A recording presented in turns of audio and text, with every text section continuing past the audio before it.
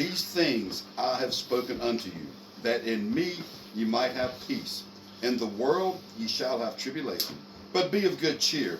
I have overcome the world. John 16:33. Shabbat Shalom. Shabbat Shalom. Welcome to Well Watered Ministry once again. And this week's parashah, or Torah portion. Now, some people may not know what the Torah portion is. We've been doing it for a while. Some of y'all way longer than I have. But there's still people out there that do not know what the Torah portion is. The Torah is simply the first 5 books of the Bible. Genesis, Exodus, Leviticus, Deuteronomy, and Numbers. That's the Torah. What the church calls the Law of Moses. And portion, of course, is portion. So what happens is each week through the year, there's a certain Torah portion that Israel reads. And so the great thing about this is, as Rabbi Rose mentioned a while ago, is right now, there's millions, if not billions of people reading and studying this same Torah portion we're going to talk about tonight. That's amazing to me, to think that we're doing biblical things biblical ways. See, that still excites me, because for 4 decades, I was not doing biblical things biblical ways. I was doing church things church ways. And there is a difference. And I'm so glad I found that. You know, we've talked about it before, how when I was 15, I met Jesus in the Baptist church. And I learned that I was no longer a sinner, but I was a sinner saved by grace. And that I was going to New Jerusalem. I knew my destination. But they never taught me how to get there. I never knew how to get from salvation to resurrection to get to New Jerusalem. And then about, I don't know what, 6, 7 years ago, I guess, we met this man named Yeshua. This Jewish Messiah who comes from a Hebraic God. And I learned that the Bible was written in Hebrew to Hebrew people for Hebrew people, by Hebrew people. And that they did Jewish traditions, what we consider Jewish traditions. And so I started studying this Yeshua and this Yod-Heh-Vav-Heh, the I am that I am, the burning bush, the all-consuming fire. And you know what, Daniel? I learned who I was. I learned I wasn't a sinner saved by grace. I learned that I was Israel, that I'd been grafted into this wonderful olive tree. Amen.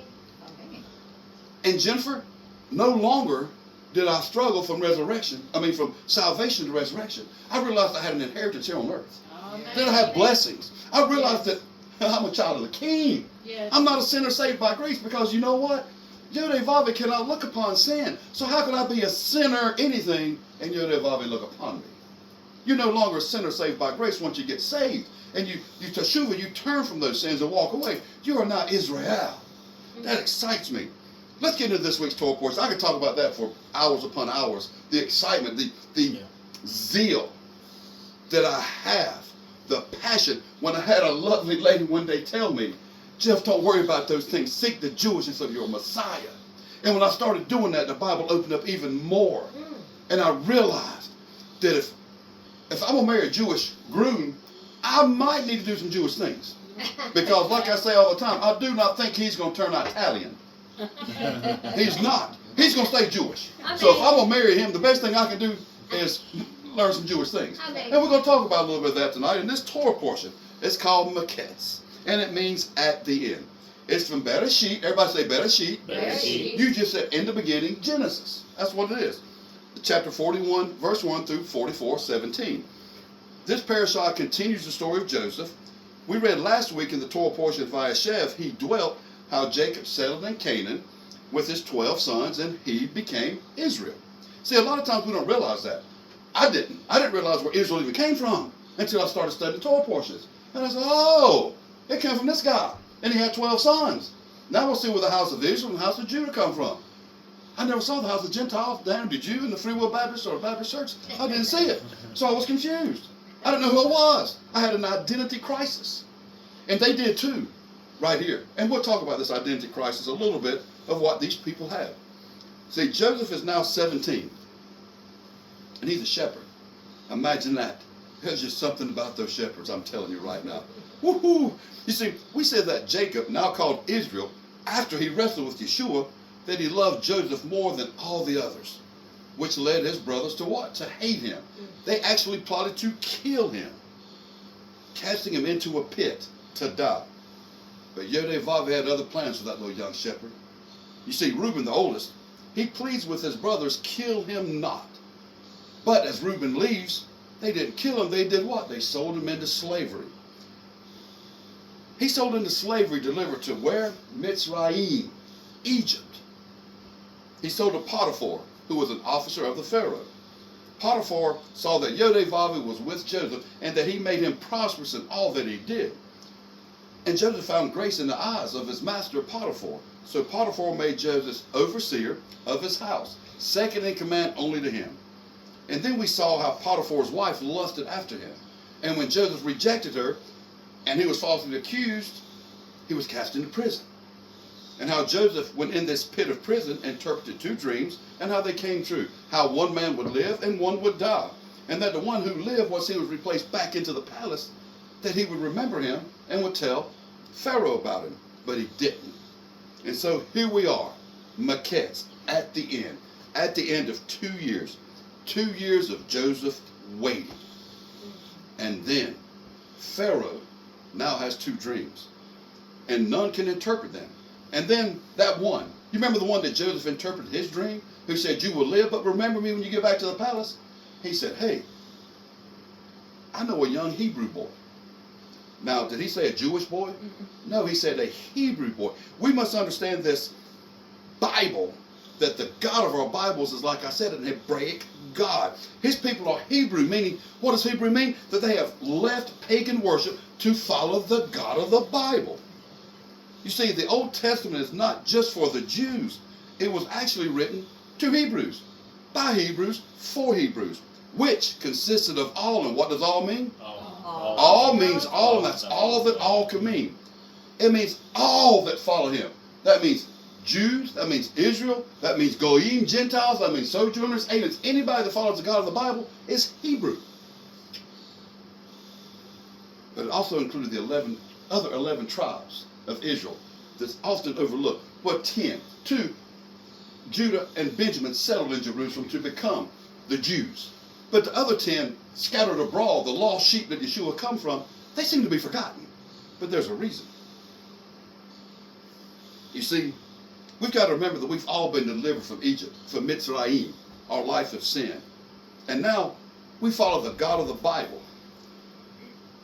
And I think there's quite a few, Rabbi Rose, that do not understand that if you accept Yeshua, Jesus, well, you're Hebrew because you just left pagan worship. And you have crossed over to a Hebrew life. They don't realize that. They think they're Christian. You're not. You're Hebrew. And in doing so, we become adopted, grafted into that beautiful olive tree with just 2 branches. One, the natural born from the house of Judah, who, after being released from captivity from Babylon, returned to Jerusalem and began being called Jews. And the other branch, called the house of Israel, consists of the 10 northern tribes scattered abroad and never returning to Jerusalem, forgetting who they are. They actually adopted the life of the pagans, blending in with the world. But make no mistake, they're still Yodevavi's people. He still knows where his children are at. That's right. See, for there is only but one root, and it is not Christianity. It is Yeshua. That is the root. Our Messiah is the root. We are the branches. You see, he can stand without us. We cannot stand without him. We should be rooted into him, becoming Israel, for he is the shepherd, and we're his sheep. We must gather to his well under his tree and eat of him. And then we see Joseph interpreted Pharaoh's dreams and became Pharaoh's second in command. And then it happens. It happens. Joseph's father, Jacob, now known as Israel, sends 10 of his brothers to buy food. What a surprise when Joseph saw his brother. Can you imagine? Here you are, you're second in command. You have not seen your brethren for 13 years. The last time you saw them, they cast you in a pit and sold you into slavery. And now they walk in front of you. He messes with them at first. He calls them spies. He even keeps silent, locks them up right in front of them, and says, you know what? Unless you bring the youngest, you will never see your brother again, nor my face. Now, by not seeing his face meant they'd never get food again, because they still did not know that was his brother. So the brothers return. Bad news for Israel. Jacob, he's heartbroken. He's already lost his most beloved son, and now this so-called Lord of the land has not only kept the son, but he's holding that son ransom for him to bring the youngest son, Joseph's brother, Benjamin. Israel refuses. he will not lose another son, especially Benjamin. But the famine, it was too great. Israel has no choice but to send his youngest son Benjamin. For Israel, Jacob, he was at the end. You see, the grandbabies were starving. His family was starving. He had to make a choice to save Israel. So they go to see the man. And I can only imagine as they're going, they're saying amongst themselves, trying to wonder, just who is this man? He spoke so harshly to us. He called us spies. He locked Simon up right before our eyes. Who is this man? You know they got to be anxious and scared. I know I would be. Maybe y'all not. I would be. But when they arrive, they're welcomed by this man. Simon is returned to sit with him. And Joseph, still keeping his identity secret, is holding back his tears because he sees Benjamin, his loved little brother. But he asks about the father. And they say, he is well. So they feast. And everything seems just fine and well. And Joseph has his men fill his brother's bags with food and return the money. Because the first time they come, the money they brought, I missed that part, the money they brought for the food was put back in their bag. Yeah. So they were scared to go back because like maybe he thinks we stole the money. So he put the money back plus money. But Joseph has a silver goblet placed in Benjamin's bag. And after they leave, Joseph has his men chase them down. And they proclaim someone has stolen, and whomever it was will be taken captive, but the rest of you can go to the father. It's found in Benjamin's bag. Judah pleads with him because Judah had told his father, I'm held responsible. If I do not come back with Benjamin, the blame's on me. So Judah pleads, but to no avail. Joseph refuses and sends them home. That's a lot going on. That's just an overlay of this Torah report. That's a lot going on. We could talk for weeks, if not months, on everything in here. Yeah. But what I want to drive home is this. New beginnings come at the end. New beginnings come at our end. We saw that with Abram. He left his father's land after destroying his father's idols, the end of pagan worship, and had a new beginning. He became the first Hebrew, one who was crossed over from pagan worship. And Yod-Vaveh changed his name to Abraham, father of many nations. And then we see it again with Abraham's grandson, Joseph's father, Jacob, a trickster, a heel snatcher. Hey, I'm going to do what I want to do when I want to do it type of guy, kind of like what I used to be. But when he was returning to his father's land, he was scared for his life because the one that he had tricked had told him, next time I see you after our father dies, I will kill you. And we see where Jacob wrestled, not only with Yeshua, but within himself. For he was at the end. He was at the end of being me, me, me, me, me. Anybody relate to that? Has anybody else ever been at the end of me, me, me, me? Me. What about me? And listen to me now. When he wrestled within himself, and he felt Yeshua wrestling within him, he held on. For Jacob knew his life was over. It was now time to live for Yod-Vaveh. And Yeshua blessed him. He changed his name from Heel Snatcher to Israel. Wrestles with Yod-Vaveh. My, oh my, oh my. And then we see poor Joseph thrown in a pit to die. Jennifer, at the end. Or so we thought. But Yod-Vaveh had greater plans for that shepherd. Yes, he was sold into slavery. Another possible at the end. But Yod-Vaveh, oh how I love that. But Yod-Vaveh had greater plans for a shepherd. As Joseph was cast back into a pit, a prison in his mind, he was at the end. But Yod-Vaveh, it was a new beginning. You see, Yod-Vaveh had to put Joseph at the end to start a new beginning. It didn't happen overnight. It took 13 years from the pit to the palace so that he would be there to save Israel. You see, Yod-Vaveh gave Joseph dreams. He made him a visionary, which after all he went through made him practical. You see, we can have dreams and we can have visions, but we must be careful. We must come down from our high places and open doors when others knock, when others seek, when they are at their end and they need a new beginning. We must be at our wells.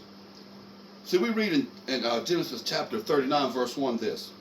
And Joseph was brought down to Mitzrayim, to Egypt. That's what we was talking about, Daniel. I told you I was going to dazzle you tonight on this. See, the Hebrew word for down is yored. It means to descend or go downwards to a lower region. But for Joseph to Yared, could mean that he rained down on Mitzrayim. You see, the Hebrew word yored is used when referring to it is raining. Yored Gashem. You see, Joseph rained down blessings on Mitzrayim, on Egypt. His at the end started a new beginning as Egypt was at their end. They were in a famine. Right as Egypt was about to hit a famine, Yod-Heh-Vav-Heh sent a man who was at his end. And that man, Yod-Heh-Vav-Heh shepherd, saved not only Egypt, Amen. but he saved Israel. Amen. Amen. We, the people of Yod-Heh-Vav-Heh's covenant, we should be raining down blessings regardless of if we're in a pit or if we're in a palace, if we're in prison or we're in a garden. Joseph, Yod-Heh-Vav-Heh shepherd, gathered the lost sheep of Israel to save them.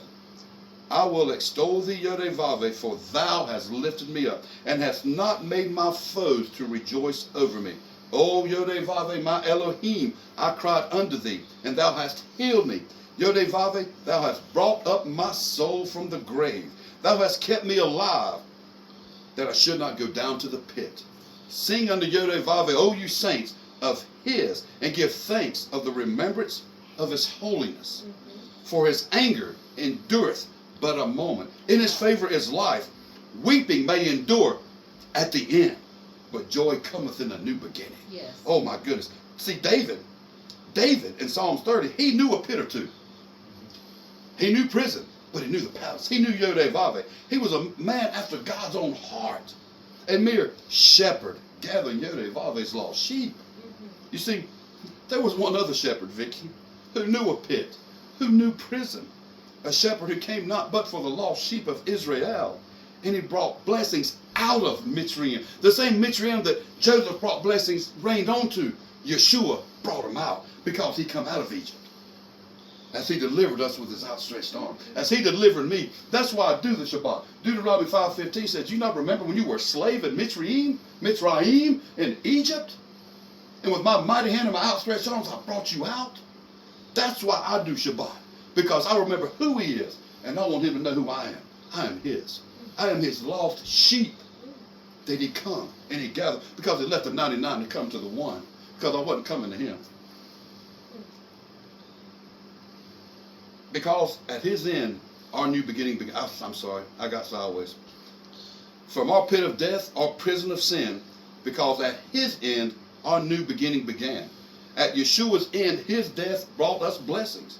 His end, our beginning. As his blood and water fell from that tree, man, he was raining on me. Love grew where that blood fell, and flowers sprang up for men in misery. Yeshua's at the end reigned hope for all. And now we, his followers, must show them our new beginnings.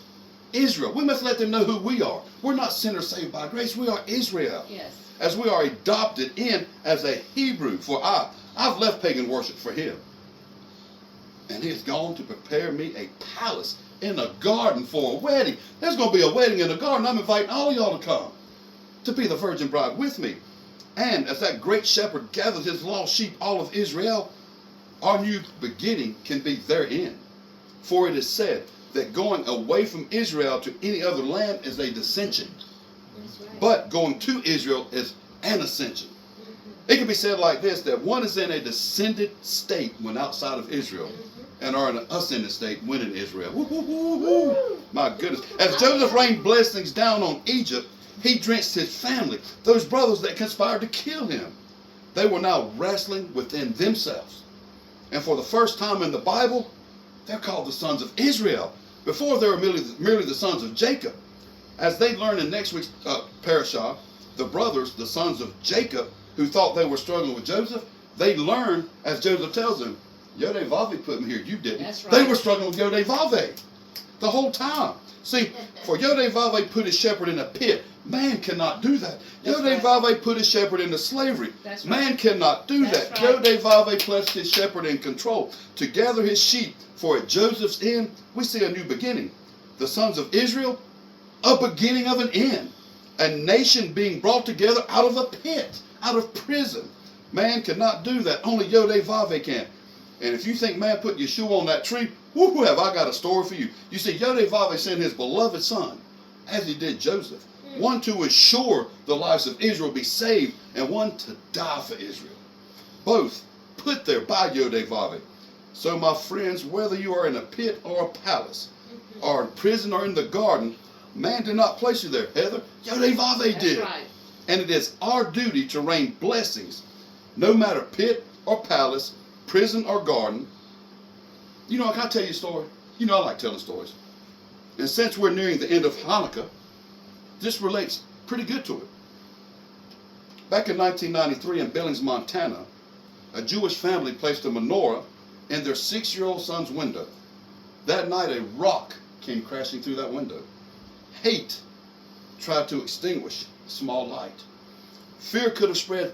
Silence could have followed. But the town chose something else. Neighbors, pastors, entire congregations, even businesses, they refused to look the other way. Instead of them hiding that menorah, they multiplied it. Thousands of families, they placed menorahs in their own windows. Not because they were Jewish, but because their neighbors were. Suddenly, hate had nowhere to aim. One broken window became a city glowing with a light. Hanukkah teaches us that his light grows when it's shared. When anti-Semitism rises, silence is not neutral. Solidarity is the miracle.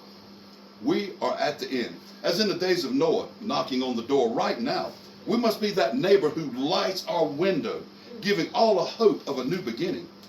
We are the light of the world, right? Yes. Well, let's put a light at our windows so the whole world can see. Yes. We must be heard. It's not the end, it's the return.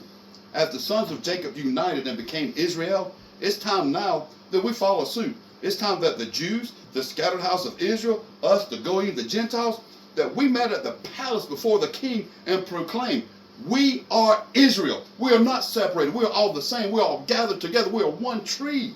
And rain blessings down from Israel onto Mitzrayim, this world of sin.